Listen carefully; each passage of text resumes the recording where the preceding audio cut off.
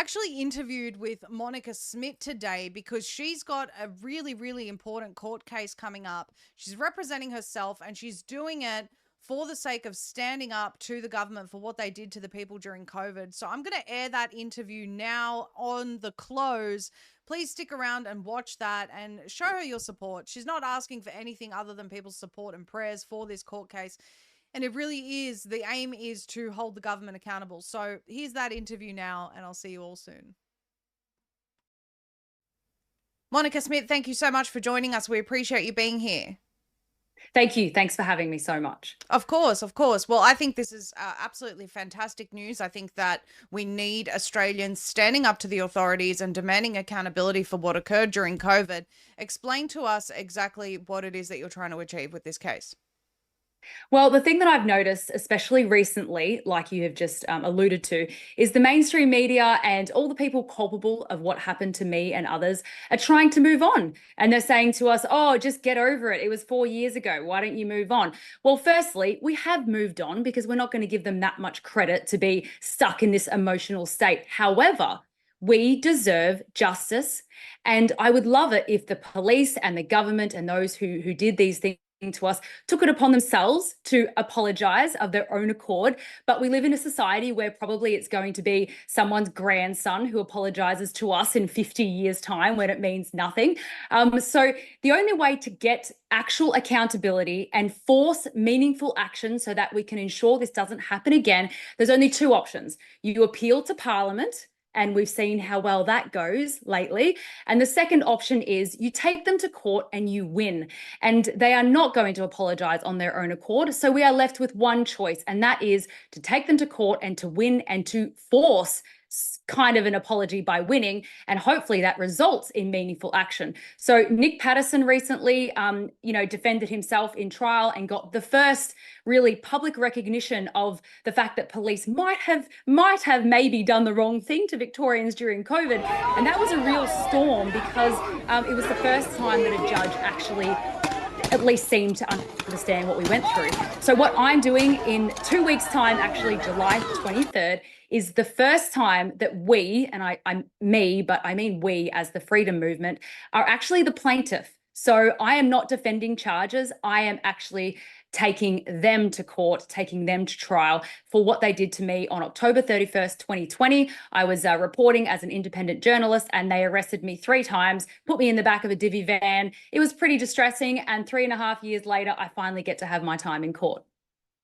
Well, I think that that's fantastic. I'm certainly, and this is not at all diminishing your efforts. I think they're absolutely required. I'm certainly not satisfied with an apology. I actually want to see criminal prosecution of the criminals involved in these crimes against humanity. But in saying that, I think it's important to highlight through cases like yours, the extent of what they did. I just showed a video there of police shooting at innocent protesters with rubber bullets.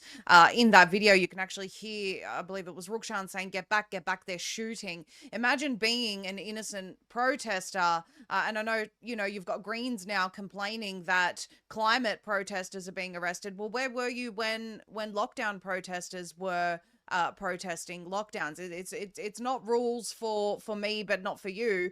And it seems like people are only really willing to stand up against tyranny when it suits them, and that's certainly problematic, I think. So the outcome that you're hoping to achieve here is public recognition and heat, I guess, on the authorities, Monica. Well, the thing is about real justice, like you just explained before. I think it will come, but it won't be one person. It won't be one court case. I think it's kind of like straws on a camel's back, So Nick Patterson was a straw on the camel's back, and I will be a straw on the camel's back. And then it will kind of have a domino effect. I don't think there's going to be one hero to expose it all. And also, like things like asbestos, which, was a really dangerous thing used in construction, we only got justice for that 50 years later. So I don't know how long it's going to take, but I'm sure that it will happen. Now, the results of my case, unfortunately, it's limited to my case, of course. So it again is not going to be a hero case that changes everything. However, as an independent journalist at the time when I was arrested 3 times in one day, that is really what I'm focusing on. Because if there was a COVID-like situation in Victoria or Australia again, I want independent journalists like yourself, like me, and like anyone else that's coming up through the ranks to feel safe to leave their house and do their job. Now, there is a clear bias between the way that the police treat mainstream media journalists as opposed to independent journalists. They're both doing journalism, but for some reason, one is more important and worthy of human rights than the other. And this is an argument that has not been had in court yet. So I really hope that I can do it justice. And before I let you ask your next question, I just want to say that there is absolutely no doubt of people have brought cases against the Victoria Police since this COVID time. But unfortunately, many people have a lifestyle where they have to take a deal.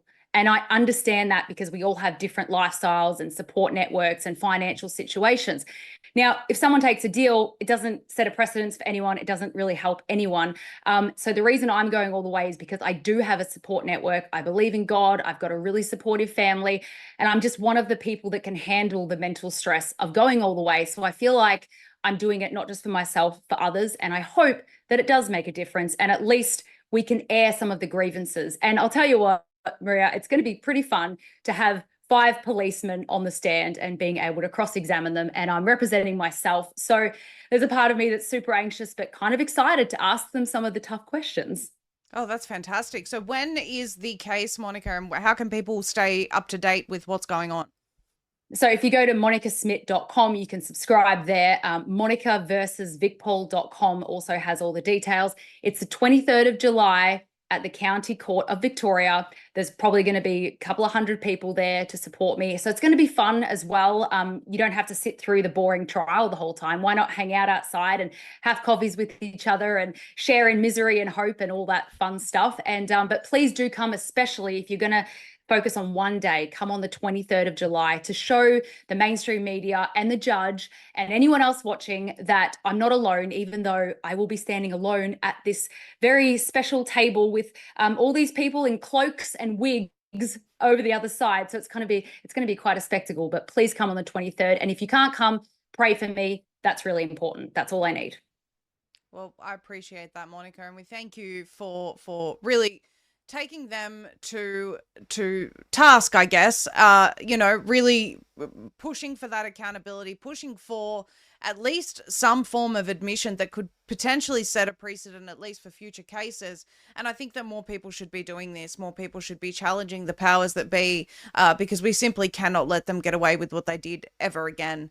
And so your efforts, I'm sure, will go a long way. Thank you again for giving us an update, Monica. 23rd of July. See you then.